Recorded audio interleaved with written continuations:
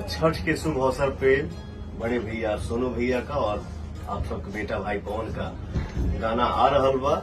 दिल से बोली जय छठी मैया जय छठी। तो आप लोग जैसे वीडियो देखनी जा जोना में पावर स्टार पवन सिंह साफ साफ कह रहल बारे कि सोनू निगम भैया के साथ छठ गीत आ रहल बा छठ पूजा के शुभ अवसर पर। जी हाँ भाई लोग, तो यानी कि बहुत ही जल्द 2 गो बादशाह सिंगर के आवाज में सजल 2021 के छठ गीत आप लोग के बीच आवे वाला बाटे।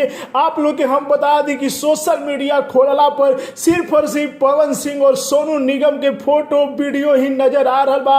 अतना न तांडव मच रहा बा भोजपुरी इंडस्ट्री में के पवन सिंह और सोनू निगम के आवाज में सजल गाना छठ गीत के पब्लिक बहुत ही बेसब्री से इंतजार कर रहा बा। आप लोग के बता दी तो पूरा पूर्वांचल झारखंड बिहार इ गाना के सुने खातिर बेकरार बा कि आखिर पवन सिंह और सोनू निगम कौन ऐसा गाना लेके आ रहा बारे। कतना इतना बड़ गाना बा कि पब्लिक इतना पागल हो चुकल बा। जी हाँ भाई लोग, तो आप लोग के बता दी कि इंतजार के घड़ी आप लोग के बहुत ही जल्द खत्म होके वाला बा।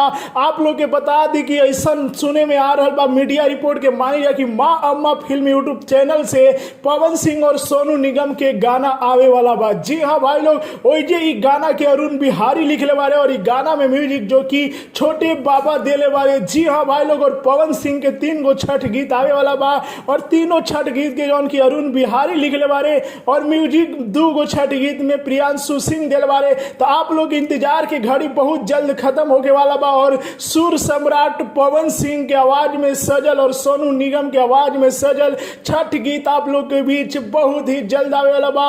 आज या काल में पोस्टर जारी भी कर दिया जाए। तो आप लोग सोनू निगम और पवन सिंह के वीडियो कैसा लागल अपन राय कमेंट में बताइए। जय भोजपुरी।